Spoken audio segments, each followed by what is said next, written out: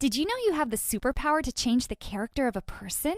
If you want to know how, you have to like and subscribe to this video, because My Story Animated will give $1,000 to one lucky person who subscribes in the next 7 days. Tell your friends, your sister, brother, and mom to subscribe now. Hi, I'm Annie. When I started basic school, I hardly ever talked to anyone. I was so shy and quiet that some of my classmates thought I was a dummy. My kindergarten teacher even told my parents to take me to a doctor and find out what was wrong with me. But Dad completely lost his temper with her. Are you dumb? She is too beautiful for there to be anything wrong with her. Why don't you save your advice for some other real dumb kid? But no matter what, my shyness just didn't go away. I didn't talk much to my classmates, and they thought I was a snob. As if. Once when I was in the first grade, some of my classmates asked me to share my candy with them, but I just stared back at them and didn't reply. Who do you think you are, you dumb girl? I said give us candy. I didn't say a word and started walking away. They got angrier and circled me. Suddenly I opened my mouth and let out an ear-splitting scream. They were so shocked to actually hear my voice that they just stood there stupidly, and I managed to escape. But at home I was a completely different person. I was super chatty and an awesome storyteller. In fact, sometimes my parents begged me to stop talking because I was giving them headaches. Once I kept them awake all night telling them a story I had in my mind about some princess. And because I didn't know how to write well, they spent all night writing it for me. It ended up about 90 pages long. I will do this every night, sweetheart. I can't believe I have such a beautiful daughter in my life. Dad just worshipped me because I was pretty. Mom was different and loved me no matter what. I was still too shy to talk outside my home, but people never stopped trying to become friends with me. And I know why now. It's only because they thought I was cute. But I had to admit, I kind of liked it. When I was in the 3rd grade, one boy threw a piece of paper at me that said, "Your smile makes me happy, but your words make me happier. Can I hear them?" I blushed, and from that moment, I tried to talk more. So I made new friends and also started taking part in different school activities, but still without talking much. When I was in the 8th grade, my parents helped me publish my first short novel. But it was a failure and people didn't like it. I got sad. Dad didn't take it well and sued the publishers, saying it was their fault. But of course he lost the case, and I decided to take a break from writing.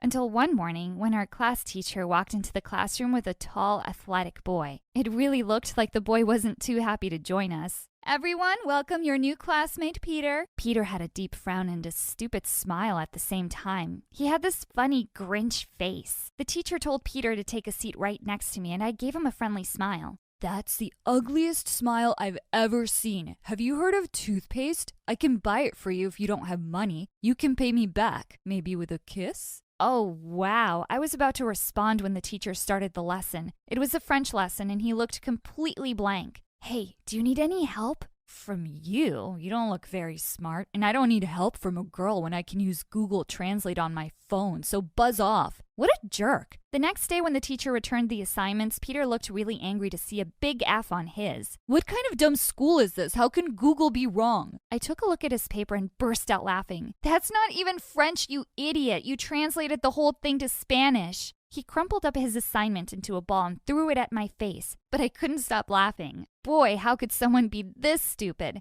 I figured out soon enough that Peter wasn't interested in learning or making friends. Eventually, the whole school realized that Peter was just interested in bullying others.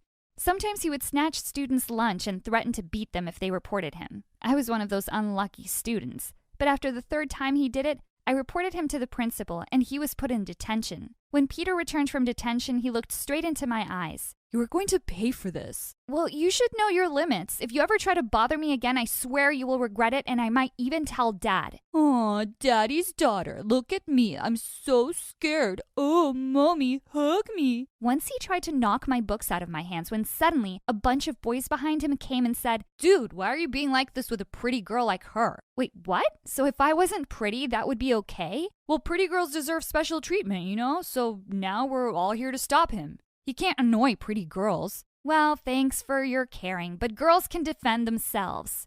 And I pushed through them and left. Told you guys, girls are crazy, especially the pretty ones. Now get lost, all of you, or else. This Peter did whatever he wanted. It seemed he wasn't afraid of anyone, not even the principal. I really hated him. One rainy day, Peter came to school completely drenched, and it seemed like he'd fallen sick. He was shivering nonstop, and the principal said he'd call his parents to take him home. But to everyone's surprise, Peter screamed, No, I'm fine. I don't want to go home. Please let me stay. You have to go home and rest.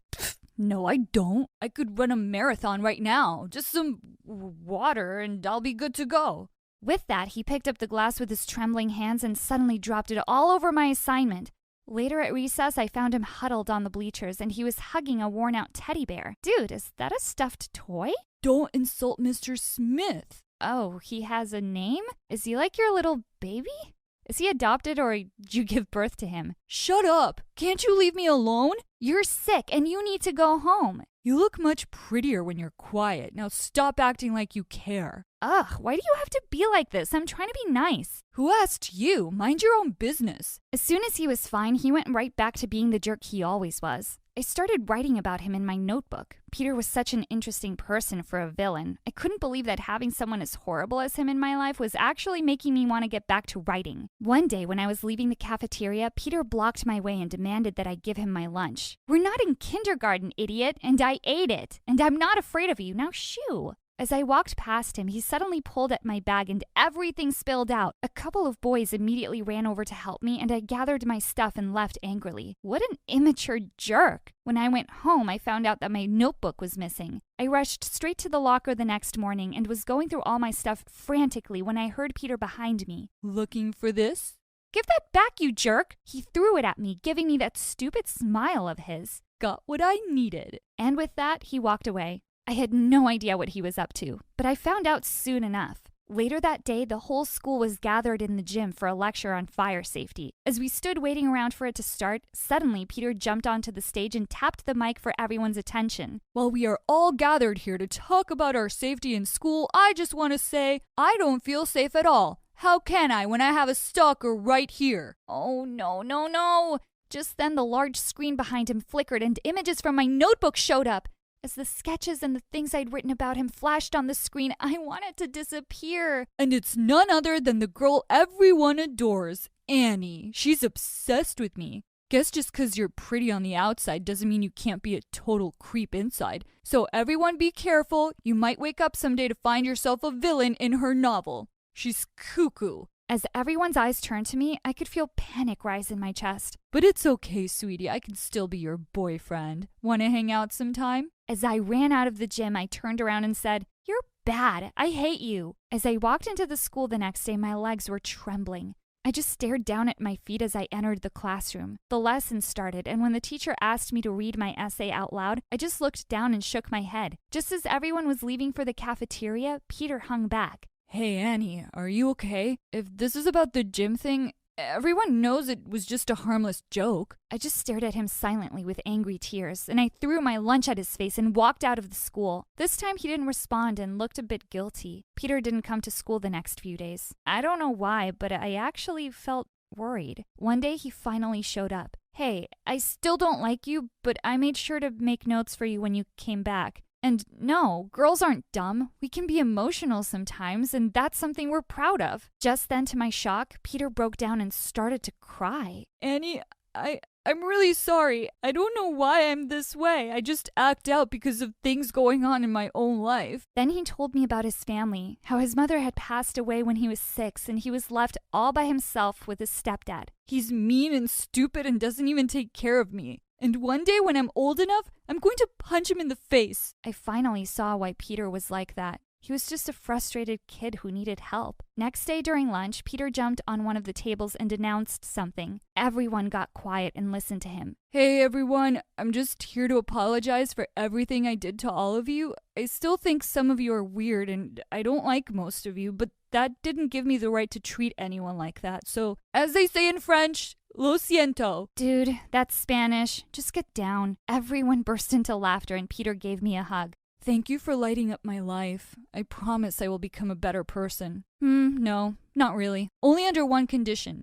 Make me the irresistible, handsome, great hero in your novel. Helping Peter become a better person is my greatest achievement. Now he is a medical doctor with a beautiful wife, and he named his child Annie, after me. And me, I'm a writer now. "Darling," she said, "are you sure you don't mind being a mouse for the rest of your life?"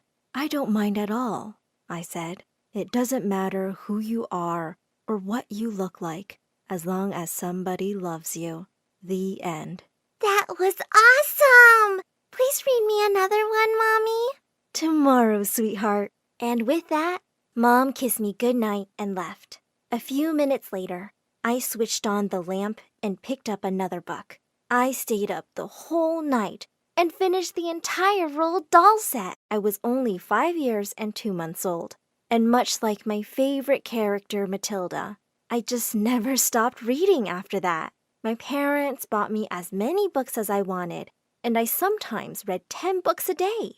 But I had to slow down when I started getting the worst headaches ever.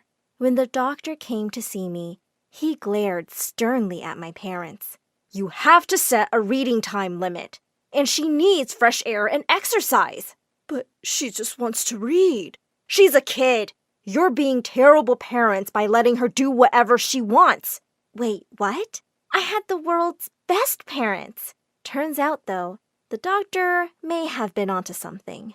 You see, my parents really loved me. But as I grew up, I started to realize that I didn't have a very normal life. I was homeschooled because my parents thought school was too dangerous for me. Mom and Dad would take me to the playground once a week, and they just kept hovering over me like helicopters the whole time. If I so much as scraped a knee, the two would throw a fit and rush me off to the hospital. Hi, I'm Clara, and this is the story of how my parents almost ruined my life by loving me too much. But before I continue, click like and subscribe, because my story animated will give $1,000 to one lucky person who subscribes in the next 7 days. Tell your friends, your sister, brother, and mom to subscribe now. When I turned 12, I started insisting that I had to go to school like every other kid, and the two reluctantly agreed. On the first day of school, I happily skipped out of the car, and I'd only walked a few steps when suddenly I felt myself being dragged back. It was Mom, hugging me so tight I could barely breathe. I don't think you're ready. How about next year? You can go next year. Mom, I'm ready. You're embarrassing me. Let me go. I was really enjoying my lessons and having a great first day. At lunch, a few kids from class asked me to join them, and I was so happy to be making friends. Just then, I suddenly felt someone pull away my food tray. It was Mom, and she was throwing my lunch in the trash. I stared at her in horror as she started spraying the table with Lysol next. What are you doing, Mom? God knows how many icky germs this table has, and the food looks awful. And with that, she just sat down at our table, whipped out a sandwich, and started cutting it up into tiny little pieces. There you go, sweetie. I just wanted to vanish into thin air. I took Mom by the arm and pulled her out of the cafeteria. Mom, listen, I know you're worried, but trust me, I'm fine. You can go now, please. She didn't come to lunch again, but that definitely wasn't the end of it. They were the parents of every teacher's nightmare. If I didn't get the lead in the play, or an A in every subject, or I wasn't on top of the cheerleading pyramid, they'd be at the school the next day to terrorize the teachers and the principal. One day in 9th grade, I was horrified when the teacher handed me back my history report and told me to come see her after class. I'm very disappointed, Clara. Why would a bright child like you copy-paste stuff from Wikipedia? You could be suspended for plagiarism. Wait, what? I opened up the report and saw that it wasn't even close to what I'd written. Arrgh! There was only one person who'd use this ugly font. Dad! I screamed as I burst into his study. I can't believe you wrote my history report. What, sweetie? I was only trying to help. You would never have gotten an A on the stuff you wrote. Thankfully, since the principal knew what my parents were like, she believed me, and I was allowed to submit my original work. Just when I thought they couldn't embarrass me more, boy, did they prove me wrong. In 10th grade, I was selected from thousands of contestants to represent my city in the National Spelling Bee. The host announced, and the tiebreaker is a bibliophobia. That was one of my favorite words. A fear of running out of reading material. I spelt it out correctly, and as the crowd clapped, one of the contestants' moms got up angrily. I saw her parents mouthing the spelling to her. There's foul play going on here. She demanded that the organizers pull out camera footage, and sure enough, there were Mom and Dad spelling out a bibliophobia. But I wasn't even looking at them. One of the judges stepped up to the mic and said, We have no choice but to give the award to the runner-up.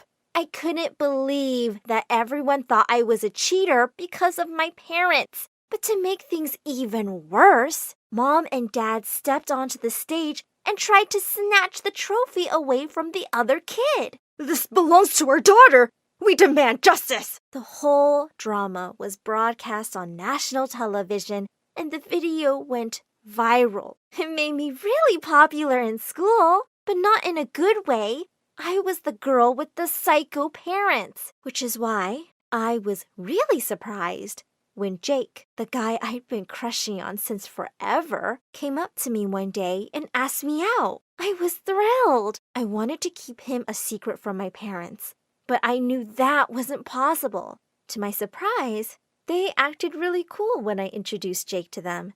They didn't even sit him down for an interview. Jake and I started dating, and we had an amazing year together. I was totally in love, and when prom came around, I couldn't be happier that I'd be going with him. On prom night, as I ran downstairs to meet Jake, I suddenly stopped short when I heard my parents and him talking.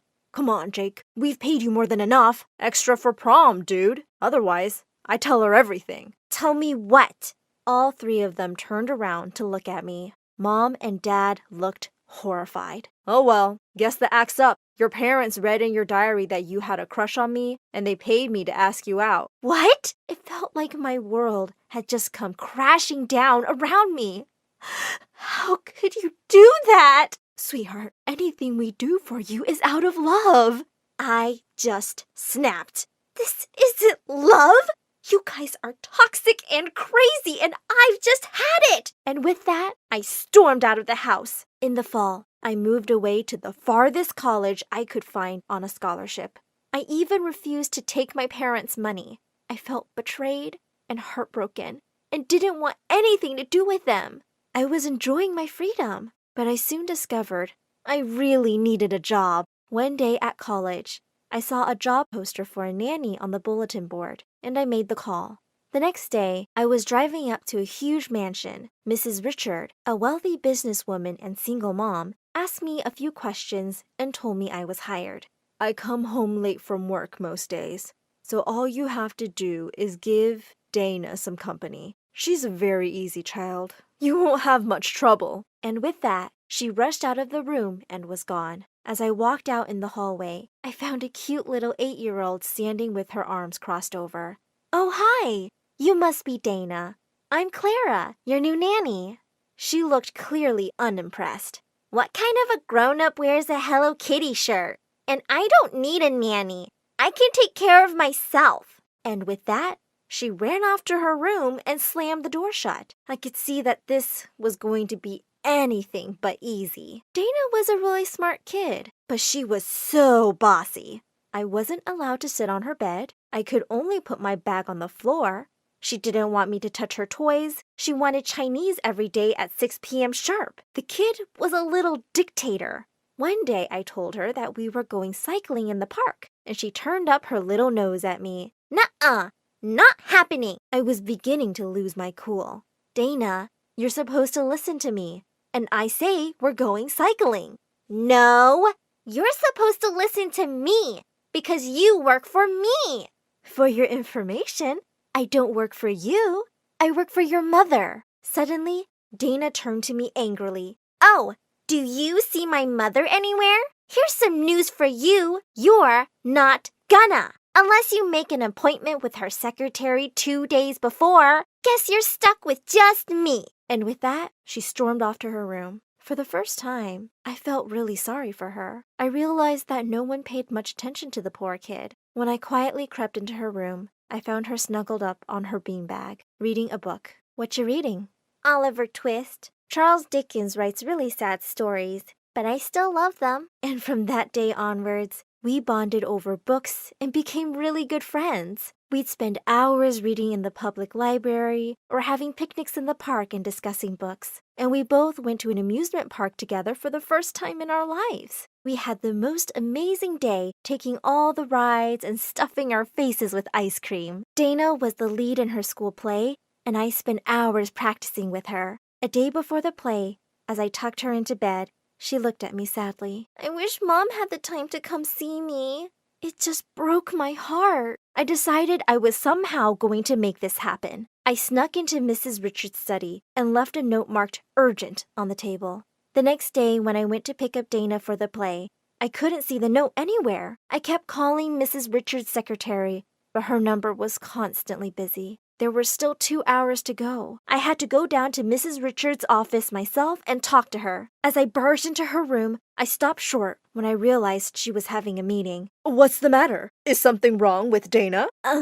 No. I was wondering if you read my note about her play? I did, and as you can see, I don't have the time. Can you leave now, please? Suddenly, I felt really angry. You have to make the time for your daughter. She's amazing and you're just missing out on everything. She looked livid and had her secretary make me leave the office. I was pretty sure I was fired. Feeling bummed out, I slipped into the auditorium just in time for the play to start. Some 10 minutes into the performance, someone came and sat on the empty seat next to me. To my shock, it was Mrs. Richard. As Dana stepped onto the stage and started delivering her lines, I glanced at Mrs. Richard, and she was in tears. At the end of the play, she was the first one to jump from her seat and clap. Dana stood in complete shock as her mom ran to hug her backstage. Darling, you were so good! Mom, I can't believe you came! You saw all of it? Yes, all of it! As the two hugged each other tight, I realized something.